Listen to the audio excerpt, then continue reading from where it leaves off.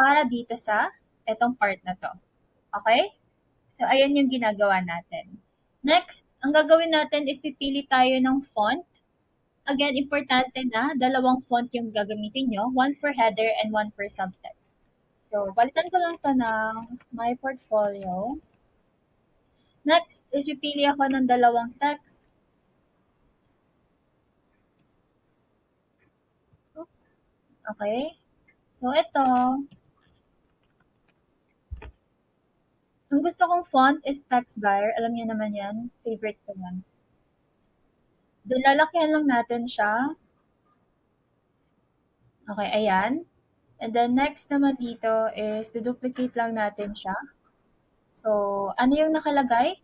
About, services, experience, and contact. So, yun yung gagawin natin. Contact. Ganyan. Okay? So, i-adjust lang natin siya.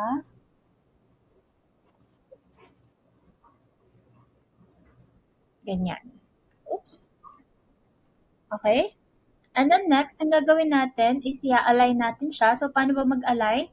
Right-click, space evenly, tidy up. Para magpantay-pantay sila. Then, we're just gonna move it here. Na lang natin siya. Okay?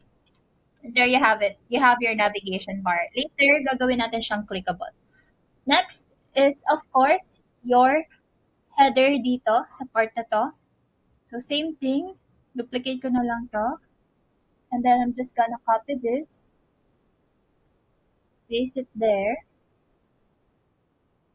Akyan natin siya.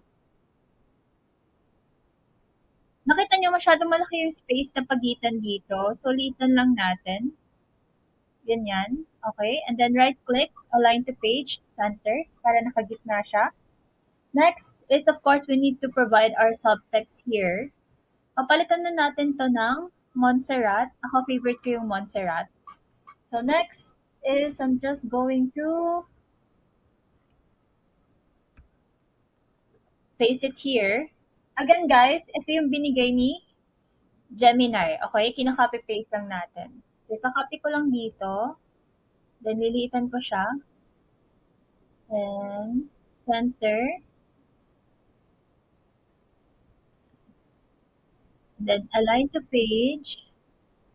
Center. Okay? So, ganyan yung itsura niya. Next. Pwede ba siyang nakaganyan? Pwede din. So, depende sa inyo kung ano yung gusto nyong ilagay. So, ako siguro pwedeng ganyan.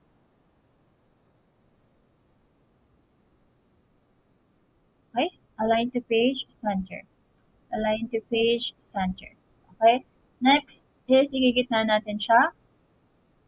Okay. Once we're done with that, ang sunod natin gagawin is we are going to, ang gagawin naman natin dito is gagawa tayo ng buttons. Ayan. Pwede namang circle lang, isang button lang. Ayan. Tapos, lagyan lang natin siya ng line. And then, i-round natin. Tapos, liitan. Center. Tapos, palitan lang natin yung color niya into cream. And then, this, and then this. Palitan natin siya ng darker shade of brown. So, ang theme natin for this is brown and beige. Okay? So, brown lang natin yan. And then next is we need to create a background dito sa navigation bar natin. Dapat cream siya. Okay, palitan natin ito ng color. Yan. Okay? And then next is, ang gagawin naman natin ay maglalagay tayo ng background. So, elements, working. Dito tayo sa video, guys. So, hanap lang tayo ng nagta-type. Ito. And then, set video as background. So, adjust lang natin siya ng konti. Tapos, ikot natin siya.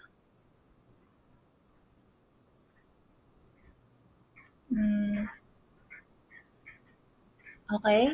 Ayan. Next is our Tapos, tatakpan natin siya.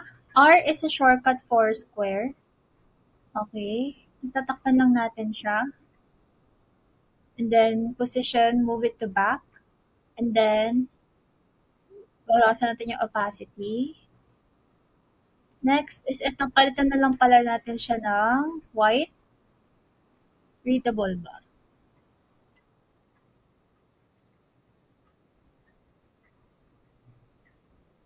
Palitan na lang natin yung background ng darker shade para mas lumitaw yung text natin. And then, we're going to bawasan lang natin yung transparency niya. Okay? So, okay na yan. The next is yung button natin dito.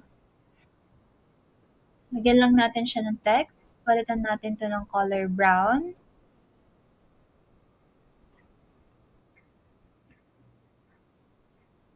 Lagay natin book book hall now.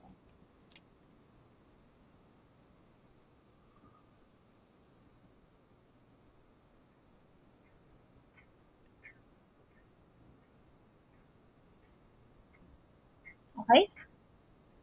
So, ganyan yung itsura niya. Pwede natin ito ibaba pa ng konti. Ayan, okay? So, next, tatanggalin na natin yung border natin kasi we're done dito sa page na to.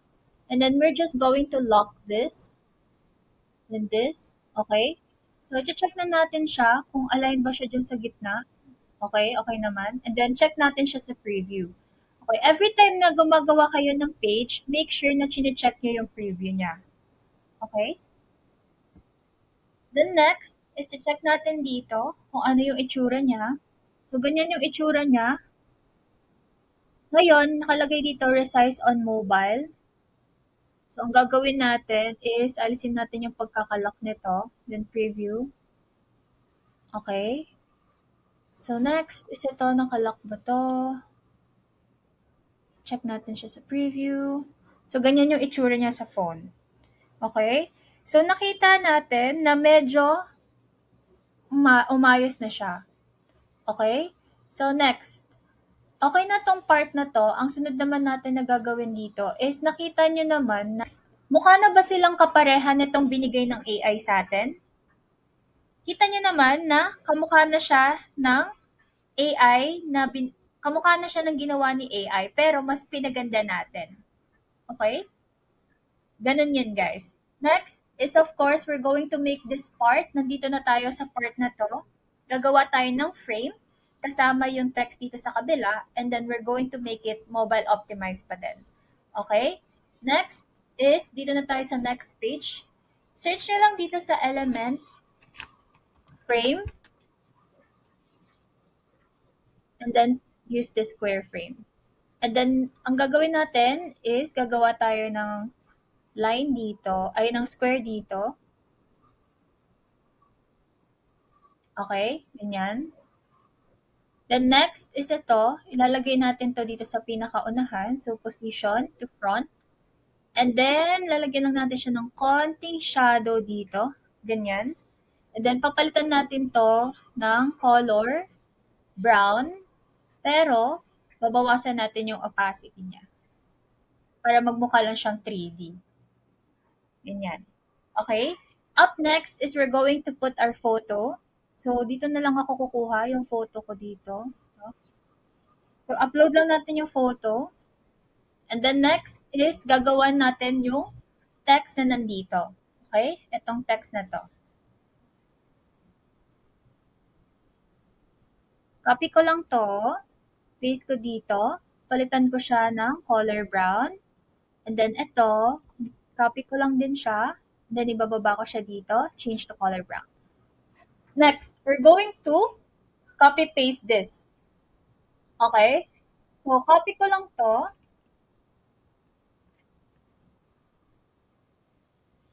Copy ko lang siya, tapos nilitan ko siya dito. Okay?